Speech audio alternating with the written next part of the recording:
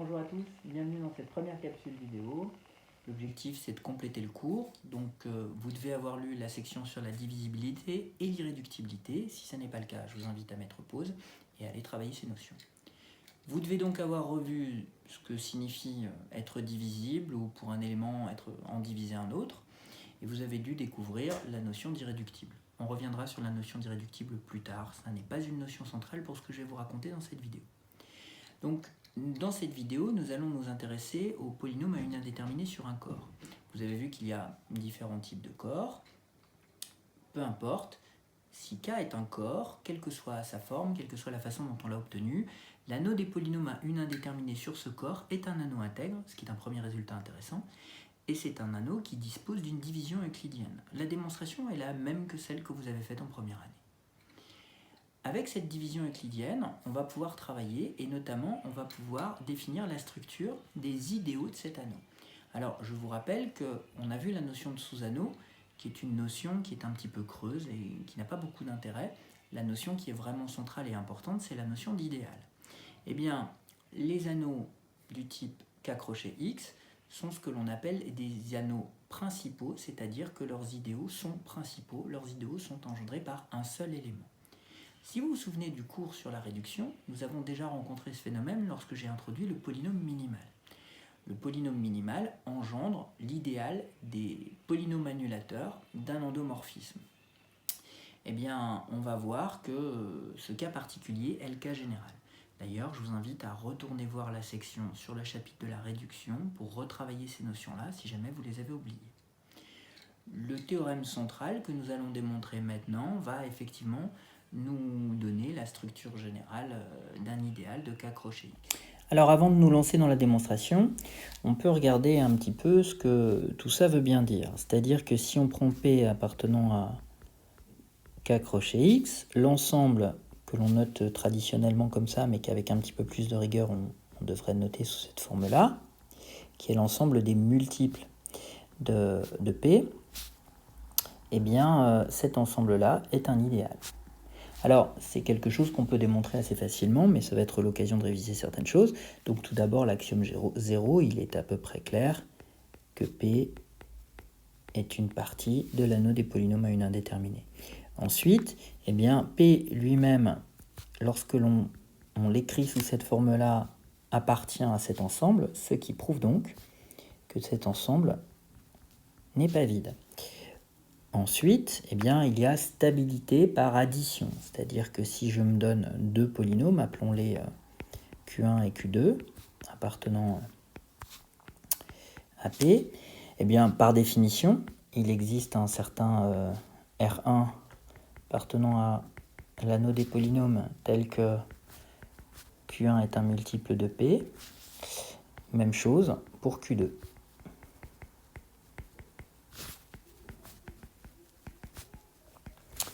À ce moment-là, si j'additionne Q1 et Q2, si j'additionne Q1 plus Q2, je suis en droit de factoriser. Nous sommes dans un anneau, produit associatif, distributif sur l'addition.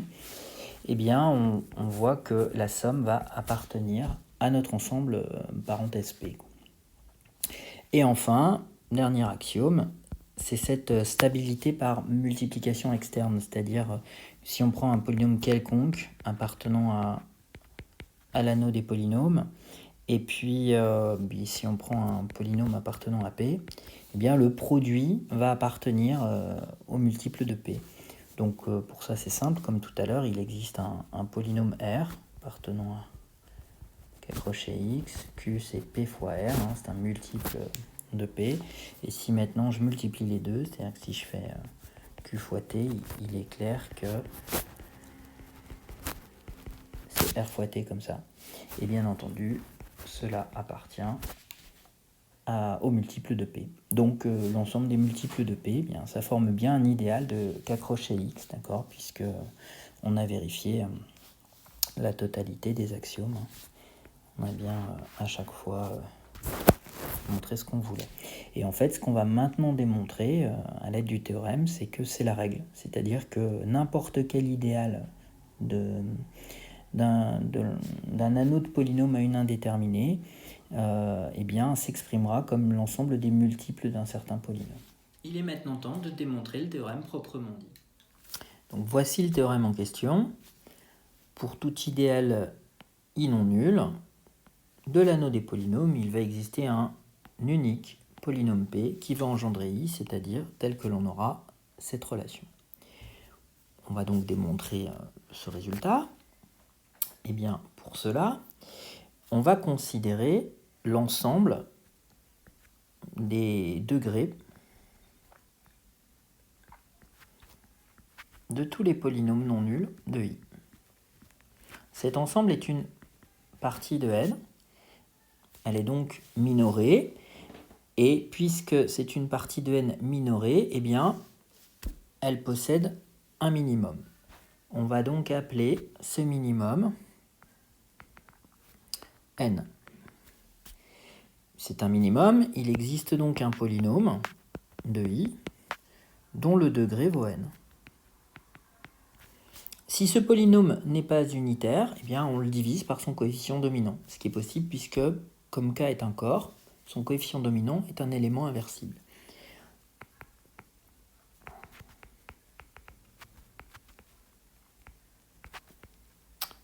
Ensuite, eh bien, on va prendre un polynôme Q appartenant à I et on effectue la division euclidienne de Q par P. C'est-à-dire qu'il existe maintenant un polynôme D tel que Q puisse s'écrire P fois D plus R, avec la relation degré de R strictement plus petit que le degré de P, c'est-à-dire strictement plus petit que N. Maintenant, on utilise la structure d'idéal de I, c'est-à-dire que puisque P appartient à I, eh bien nécessairement P fois D est un élément de I. Bien entendu, Q est un élément de I, et puisque I est un idéal, la différence des deux, c'est-à-dire R, est un élément de I. Seulement voilà, le degré de R étant strictement plus petit que le degré de P, il faut forcément que R soit nul.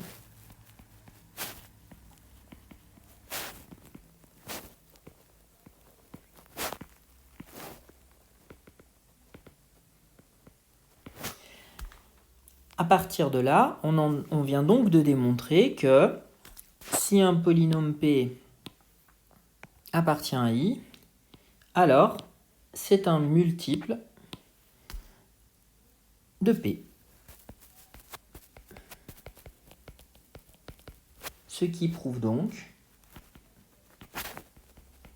que I est bien l'ensemble des multiples d'un polynôme P unitaire. Pourquoi est-ce que P est unique? Eh bien, supposons qu'il ne le soit pas et qu'il existe un autre polynôme unitaire Q, tel que l'on ait I qui soit égal à P et qui soit égal à Q. Eh bien, P appartient donc à l'idéal Q, à l'idéal engendré par Q. C'est-à-dire que P eh bien, est un multiple de Q, ce qui veut donc dire que Q doit diviser P.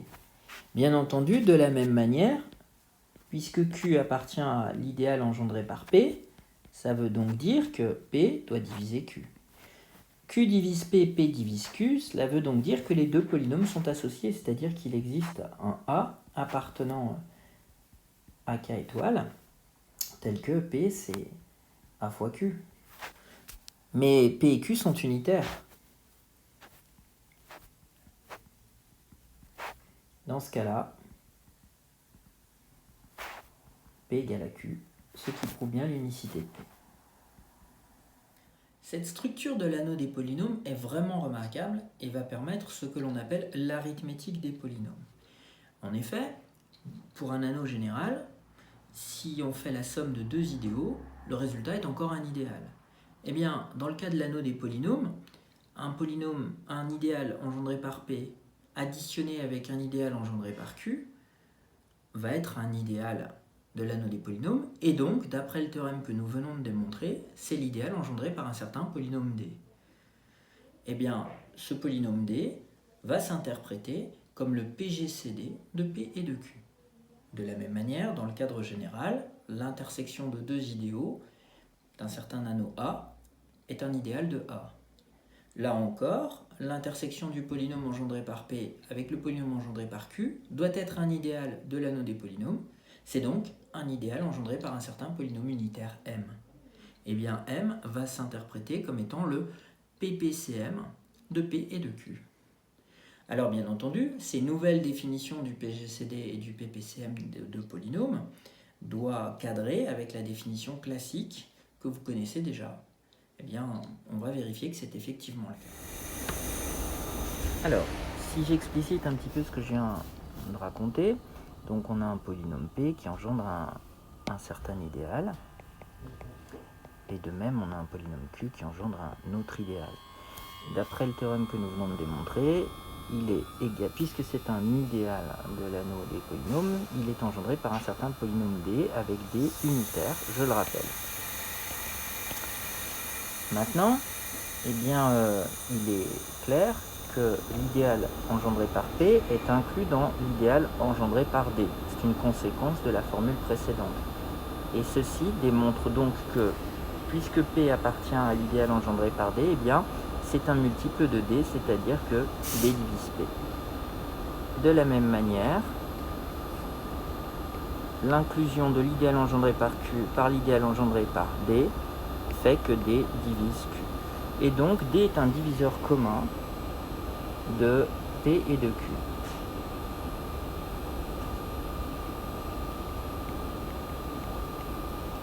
Maintenant, réciproquement, eh bien, si on traduit toujours la même relation, c'est-à-dire que le fait que D appartienne à la somme, bien par définition, ça veut dire que il y a un couple de polynômes appartenant à nos idéaux tel que, eh bien, D soit égal à cette somme. Mais dire que A appartient à l'idéal engendré par P, c'est dire que A est un multiple de P. Et donc, A s'écrit U fois P. De la même manière, B appartenant à l'idéal engendré par Q, c'est un multiple de Q.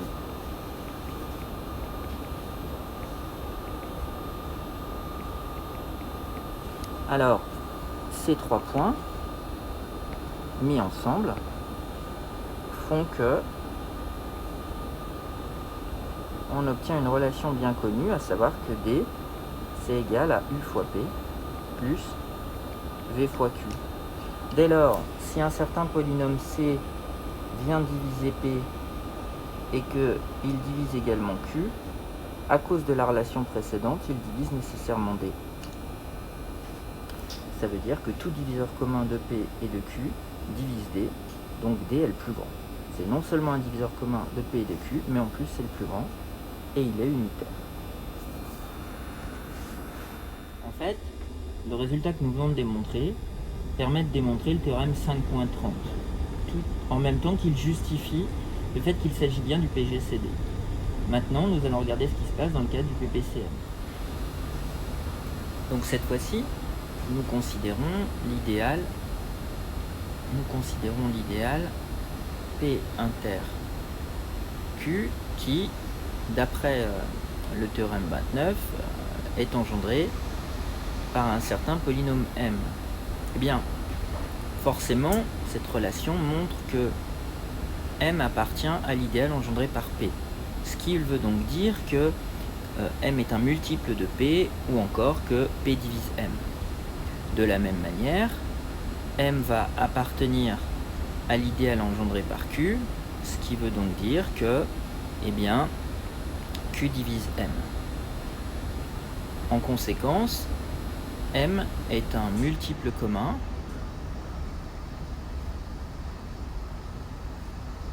de P et de Q. Imaginons maintenant que M soit un multiple de P et un multiple de Q. Bien, puisque c'est un multiple de P et un multiple de Q, il doit forcément appartenir à l'intersection de nos deux idéaux. Donc, il appartient à l'idéal engendré par M. Et par voie de conséquence, m doit le diviser. Dès lors, tout multiple commun de P et de Q est divisé par m. M est donc le plus petit multiple commun de P et de Q. Par ailleurs, eh bien, m est unitaire, puisqu'on choisit toujours nos polynômes unitaires. C'est donc le PPCM de P et de Q. Voilà. En fait, on vient de démontrer le théorème 5.31, ou en tout cas, on vous a donné les éléments qui vous permettent de le démontrer. Il ne vous aura pas échappé, en tout cas dans la démonstration du théorème 5.30, qu'il y a une relation connue qui est intervenue, qui est la relation de Bezout, qu'on va donc pouvoir réinterpréter dans ce nouveau cadre. Et donc, on va pouvoir en particulier expliciter l'identité de Bezout. On commence donc par la définition. Deux polynômes sont promis entre eux si leur PGCD vaut 1. Concrètement, dans le cadre dans lequel nous travaillons, ça veut donc dire que, si le PGCD de P et de Q est égal à 1, c'est équivalent à dire que l'idéal engendré par P additionné à l'idéal engendré par Q est égal à l'idéal engendré par 1. Mais on sait que quand un idéal possède l'élément unité, ou une unité, ou un inversible, il est automatiquement égal à l'anneau tout entier. Donc ça revient à dire que si P et Q sont promis entre eux, ça revient à dire que l'idéal P plus l'idéal Q reconstruisent l'anneau tout entier. Alors, à partir de là, on va regarder l'identité de Bezout. Donc l'identité de Bezout, et là on constate qu'il y a une erreur. D'accord, c'est pas du tout ça. C'est plutôt PU plus QV est égal à 1. Voilà. Bon, alors, pardon, maintenant que c'est rectifié, on va pouvoir démontrer. Tout d'abord, il y a un sens qui est facile, d'accord, c'est celui-ci.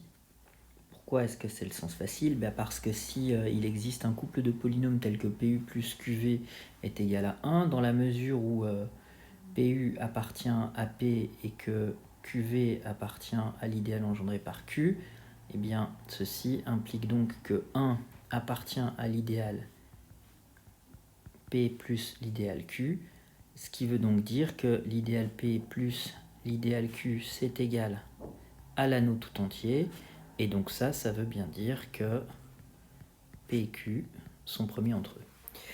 L'autre sens, qui n'est pas beaucoup plus difficile, finalement, si P et Q sont promis entre eux, ça veut donc dire que l'idéal engendré par P plus l'idéal engendré par Q est égal à 1, c'est-à-dire est égal à l'anneau tout entier.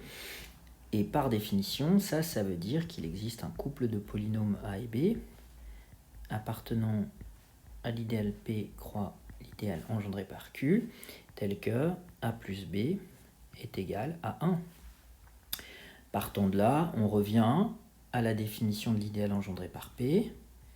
D'accord, il existe donc un U appartenant à l'anneau des polynômes tel que A, c'est P fois U. B, c'est la même chose. Et donc, le point 1, le point 2 et le point 3, mis tous ensemble, montrent donc que on a bien la relation PU plus QV qui est égale à 1. Cela démontre donc l'identité de Bezout. Voilà. Donc, on a maintenant démontré l'identité de Bezout pour les polynômes. On connaît l'identité de Bezout dans les entiers. Vous connaissiez l'identité de Bezout dans les polynômes. Tout ceci relève de l'arithmétique. De la même manière, on va continuer à faire de l'arithmétique. Et de la même manière qu'il y a un théorème de Gauss pour les entiers, il y a un théorème de Gauss pour les polynômes qu'on va maintenant démontrer. Et bien voilà, le théorème de Gauss. Donc, on se donne trois polynômes, P, Q et R. Les hypothèses, le polynôme P doit diviser le produit des polynômes Q et R. P et Q doivent être promis entre eux. Bien dans ce cas-là, le polynôme P va diviser nécessairement le polynôme R. La démonstration est relativement facile. On va commencer par traduire l'hypothèse que P et Q sont promis entre eux. Dire que P et Q sont promis entre eux, on a vu que cela signifiait qu'il existait deux polynômes tels que PU plus QV est égal à 1. À partir de là, donc ça c'est l'identité de Bezout, on peut multiplier cette identité par R pour obtenir le fait que R peut s'écrire comme RPU plus RQV. Tous les produits sont commutatifs. Par hypothèse, P divise QR. Cela veut donc dire que P divise RQV. Ensuite, de façon évidente, P divise RPU. Donc, P divise la somme RQV plus RPU, c'est-à-dire que P divise R. Et la démonstration est terminée.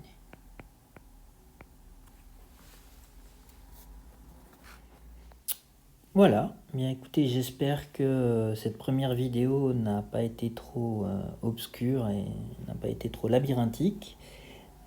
C'est en tout cas comme ça qu'elle se termine. On a donc un petit peu travaillé sur l'arithmétique des polynômes, qui est un sujet vaste, et nous allons maintenant, dans la prochaine capsule, nous intéresser à d'autres questions, notamment la question des éléments irréductibles.